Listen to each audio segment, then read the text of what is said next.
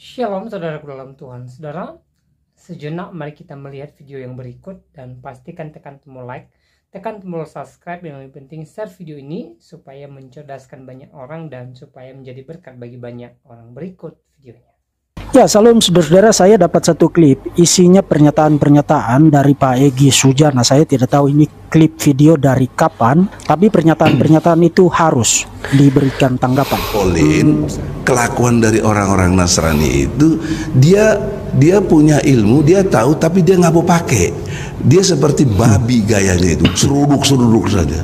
Makanya gerakan mereka kristenisasi dan lain sebagainya gencar. Mengerikan, Bu. Kalau kita dulu klaim 99% rakyat Indonesia Muslim, sekarang nggak bisa.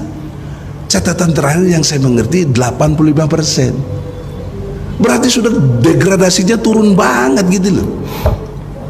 14% kita sudah turun. Tergerus umat kita, berpindah agama. Seradak seruduk seperti babi. Apa maksud Anda, Pak Egy Sujana?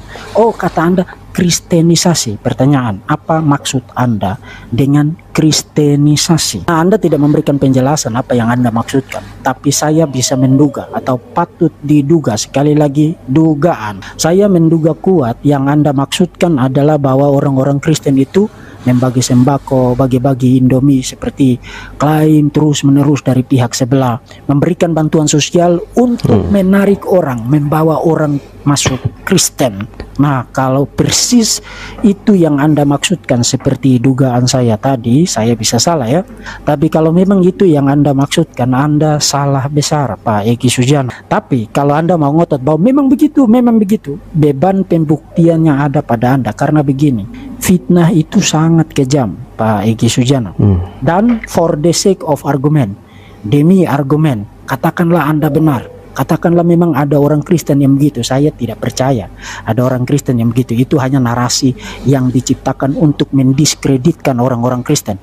Tapi katakanlah ada orang-orang Kristen yang melakukan begitu, memberikan bantuan sosial untuk menarik orang masuk Kristen pun, itu tidak bisa dianalogikan seperti babi yang seradak seruduk, Pak Egy Sujana. Karena babi tidak memberikan bantuan, babi tidak membawa beras untuk orang yang kena bencana itu makan.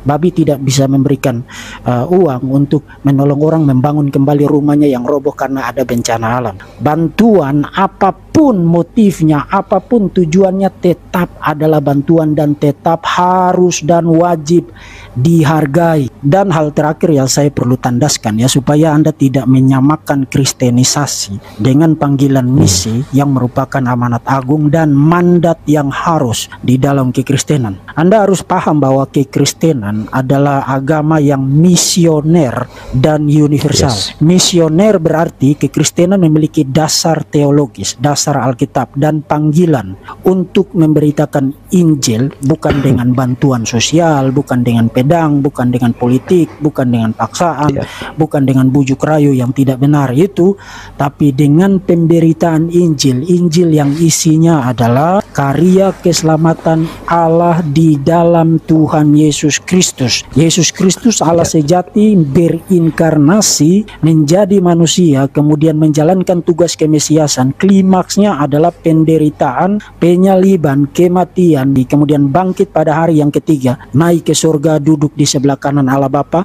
mensecure jalan keselamatan satu-satunya bagi manusia. Barang siapa yang percaya kepada Yesus sebagai Tuhan dan Juru Selamat satu-satunya, dia diselamatkan. Itu panggilan misi dari kekristenan.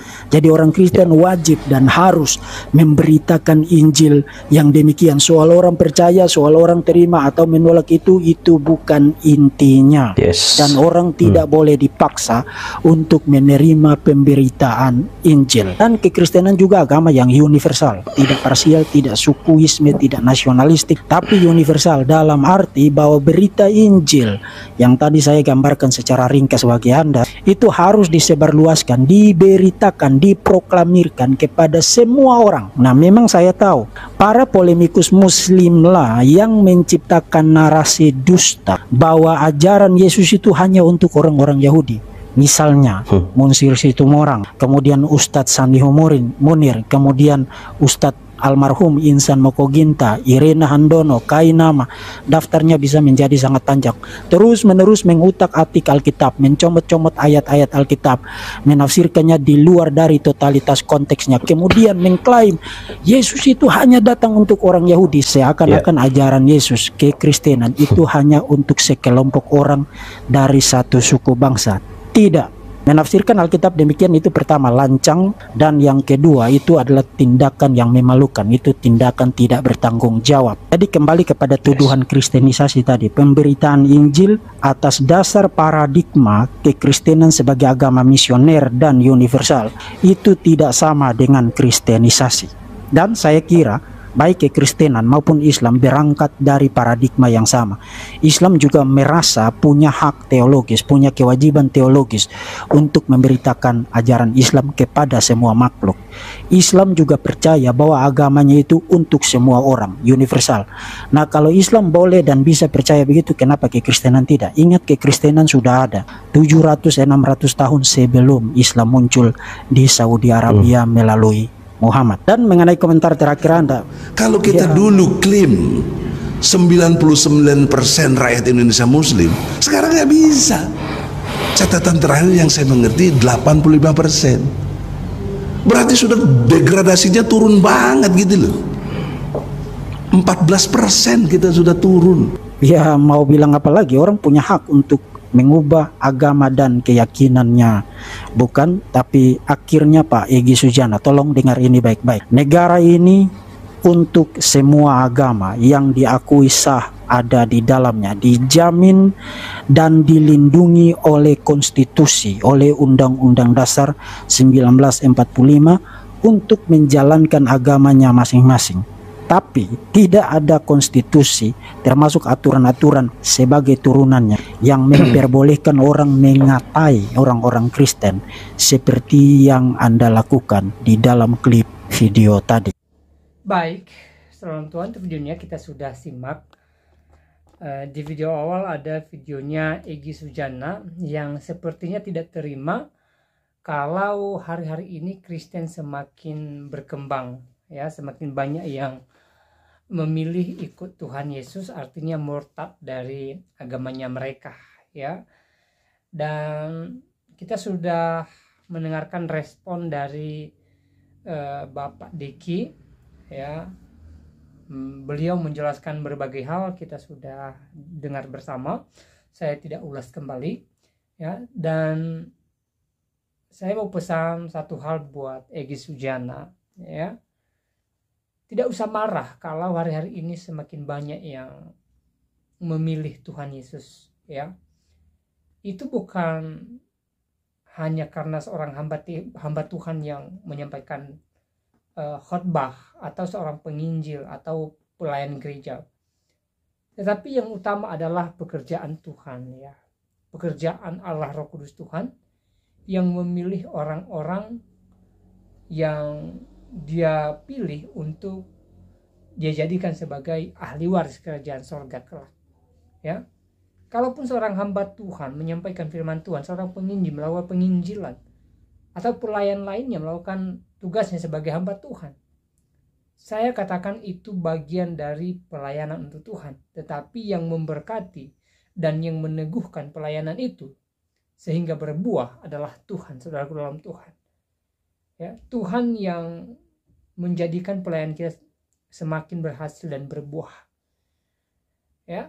Bahkan kalau kemudian dalam pelayanan yang kita lakukan, ya, banyak jiwa-jiwa yang datang kepada Tuhan Yesus, saya katakan bahwa itu semua pekerjaan Tuhan. Itu utamanya pekerjaan Roh Kudus Tuhan, ya. Tidak terlepas dari bagaimana kita memberitakan Injil, ya, kita dipakai oleh Tuhan. Tetapi yang meneguhkan semua itu adalah Tuhan, dan yang membuka dan menjamah hati setiap orang sehingga mereka percaya Yesus adalah Allah Roh Kudus Tuhan. Egy Sujana mesti tahu hal itu supaya tidak marah kalau kemudian hari-hari ini banyak yang percaya Yesus, banyak yang murtad gitu loh, ya. Dan saudaraku dalam Tuhan, ya, semoga pesan-pesan Bapak Deki di video tadi, ya, memberkati kita, menguatkan iman kita, meneguhkan iman kita, dan kita doakan supaya beliau senantiasa ditolong Tuhan, diberkati Tuhan dalam segala pelayanan kerinduan. Kiranya Tuhan memberkati. Saudara dalam Tuhan, di kesempatan ini juga saya mau pesankan beberapa hal bagi kita, terkhusus buat anak Tuhan, buat orang Kristen. Apapun yang kita alami hari-hari ini, apapun keadaan kita, mari kita tetap bersyukur kepada Tuhan, mari kita tetap mengandalkan Tuhan, dan mari kita tetap memuliakan Tuhan dalam segala aspek kehidupan kita. Dan kita percaya bahwa Tuhan ada bagi kita, Tuhan ada memberkati saya dan saudara, Tuhan tidak pernah meninggalkan kita. Dan ketika kita mengandalkan Tuhan dalam segala aspek kehidupan kita, maka pertolongan Tuhan tidak pernah terlambat bagi kita, dan penyertaan Tuhan ada bagi kita, sehingga kita menjadi orang-orang yang bahagia di dalam Tuhan Yesus Kristus. Saudara dalam Tuhan, saya tidak panjang lebar menyampaikan pesan dalam video ini. Kiranya video ini memberkati kita dan Tuhan Yesus memberkati kita semua.